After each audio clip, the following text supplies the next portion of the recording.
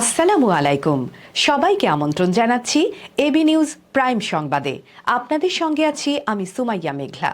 শুরুতেই জানিয়ে দেব সংবাদ শিরোনাম। এসএসসির সিলেবাস সংক্ষিপ্ত, 1 বছরে পরীক্ষার প্রস্তুতি।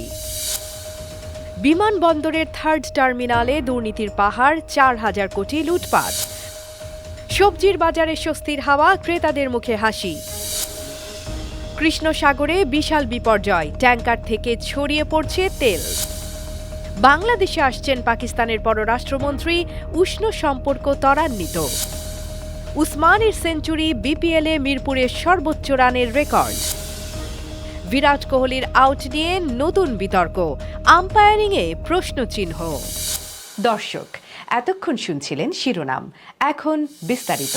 চলতি বছর দশম শ্রেণীর শিক্ষার্থীদের জন্য এসেছে এক যুগান্তকারী পরিবর্তন। 2 বছরের শিক্ষাক্রমকে সংকুচিত করে 1 বছরে সিলেবাস সম্পন্ন করতে হবে।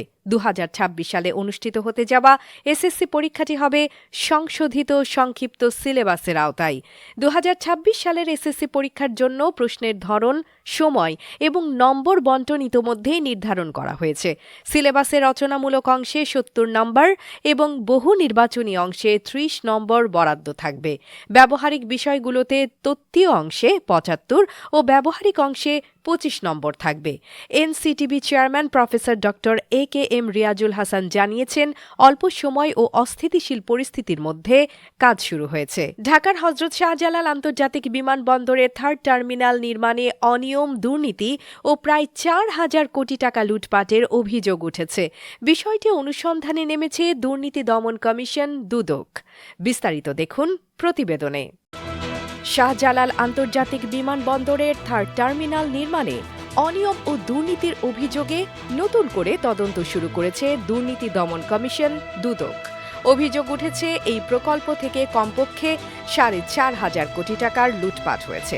সাবেক মন্ত্রী ও বেবি চক সংক্রান্ত সংসদীয় কমিটির চেয়ারম্যান ওবায়দুল মুক্তাদির চৌধুরী সহ একটি শক্তিশালী সিন্ডিকেটের বিরুদ্ধে এই অভিযোগ। প্রকল্প পরিচালক প্রকৌশলী মাকসুদুর রহমানও এর অন্তর্ভুক্ত। দুদকের ঊর্ধ্বতন কর্মকর্তা জানান, শাহজালাল বিমানবন্দরের থার্ড টার্মিনাল নির্মাণে অনিয়মের অভিযোগ নতুন নয়। শিগগিরই একটি তদন্ত টিম গঠন করা হবে। অভিযোগের মধ্যে উল্লেখযোগ্য হল, প্রকল্পের ব্যয় 7,000 কোটি টাকা থেকে বাড়িয়ে 22,000 কোটি টাকায় নিয়ে যাওয়া হয়েছে।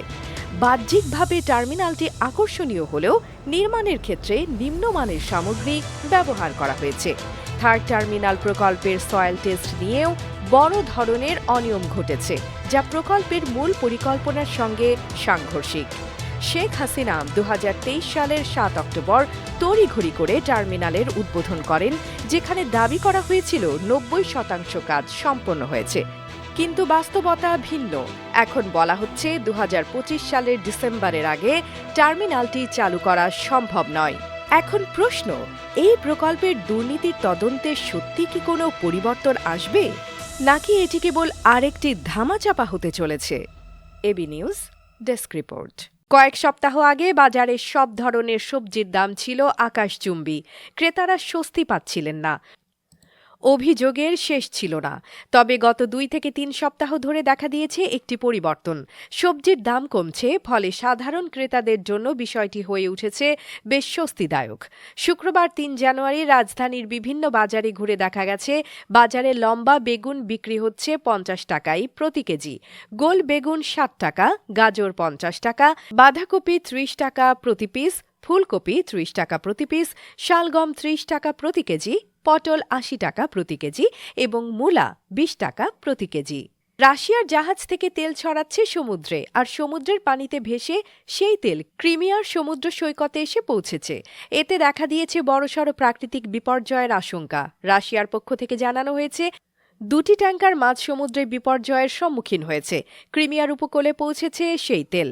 যে 2টি ট্যাঙ্কার থেকে তেল বের হচ্ছে তাদের নাম ভলগনেফট 212 এবং ভলগনেফট 239। এই 2টি জাহাজে মোট 9,200 টন তেল রয়েছে। গত মাসে একটি ঝড়ের কবলে পড়ে জাহাজ 2টি বিকল হয়ে যায়। রুশ প্রশাসন জানিয়েছে, বিকল জাহাজ থেকে তেল অন্য জাহাজে স্থানান্তর করা সম্ভব হয়নি। ফলে বিপুল পরিমাণ তেল সমুদ্রে ছড়িয়ে পড়ছে। এটি একটি বড় প্রাকৃতিক বিপর্যয়ের আগাম সংকেত। নাটকীয় পট পরিবর্তনের মধ্য দিয়ে বাংলাদেশের সরকার পরিবর্তনের পর পাকিস্তানের সঙ্গে বাংলাদেশের সম্পর্কের উন্নয়ন ঘটছে। এরই ধারাবাহিকতায় বাংলাদেশ সফরে আসছেন পাকিস্তানের পররাষ্ট্র ইসহাক দার। রাষ্ট্রীয় আমন্ত্রণে আগামী মাসে তিনি বাংলাদেশ সফর করবেন এবং তার আসন্ন এই সফরকে যুগান্তকারী বলে উল্লেখ করা হচ্ছে। শুক্রবার ৩ জানুয়ারি এক প্রতিবেদনে এই তথ্য জানিয়েছে পাকিস্তানের সংবাদ মাধ্যম এক্সপ্রেস ট্রিবিউন। মিরপুরের মাঠে ব্যাট হাতে ঝড় তুললেন উসমান খান। চট্টগ্রাম কিংসের এই ওপেনারের দুর্দান্ত পারফরম্যান্সের মাধ্যমে বিপিএল আসরের সপ্তম ম্যাচে প্রথম সেঞ্চুরির দেখা মিলল। উসমানের ঝলমলে ইনিংসে ১৩-৪ ও ৬ ছক্কার সাহায্যে ৬২ বলে তিনি সংগ্রহ করেছেন ১২৩ রান। পাকিস্তানি এই ওপেনারের বিধ্বংসী ব্যাটিংয়ে চট্টগ্রাম অর্জন করেছে ২১৯ রানের বিশাল স্কোর। এটি বিপিএল ইতিহাসে মিরপুর শেরে বাংলায় দলীয় সর্বোচ্চ রানের রেকর্ড হিসেবে অভিষিক্ত হল। এর আগে খুলনা টাইটান্সের ২১৮ রানের রেকর্ডটি ছিল মিরপুরে, যা ২০২০ বিপিএলে কুমিল্লা ওয়ারিয়ার্সের বিপক্ষে গড়া হয়েছিল। মেলবোর্ন টেস্টে যশস্বী জয়সওয়ালের আউট নিয়ে বিতর্কের পর এবার সিডনির মাঠে নতুন একটি কাণ্ড ঘটল। তৃতীয় আম্পায়ার জোয়েল উইলসনের নট আউটের সিদ্ধান্তে জন্ম নিয়েছে নতুন বিতর্ক, যেখানে ফিল্ড আম্পায়ার ছিলেন শরফুদ্দৌলা ইবনে শহীদ সৈকত। ভারতের ইনিংসের অষ্টম ওভারে ঘটে ঘটনাটি। স্কট বোল্যান্ডের অফ স্ট্যাম্পের বাইরের লেন্থ ডেলিভারিতে খেলতে গিয়ে বলটি এইজ হয়ে দ্বিতীয় স্লিপের দিকে চলে যায়। স্টিভ স্মিথ ডান দিকে ঝাঁপিয়ে পড়ে বলটি ধরার চেষ্টা করেন, কিন্তু সফল হননি। বলটি তার হাত থেকে লুকিয়ে চলে যায় গালি অঞ্চলে থাকা মার্নাস ল্যাবুশেনের কাছে। বিভিন্ন অ্যাঙ্গেল বিবেচনা করে উইলসন কোহলিকে নট আউট ঘোষণা করেন ২ আম্পায়ার। তবে এই সিদ্ধান্তে অস্ট্রেলিয়ান দলের মধ্যে অসন্তোষ দেখা যায়। দর্শক, এতক্ষণ আমাদের সঙ্গে থাকার জন্য ধন্যবাদ। সর্বশেষ সংবাদ পেতে ভিজিট করুন আমাদের ওয়েবসাইট www.abnewsinternational.com এ। সেই সঙ্গে নিয়মিত ভিডিও নিউজ পেতে আমাদের ফেসবুক পেজ ও ইউটিউব চ্যানেলে চোখ রাখুন।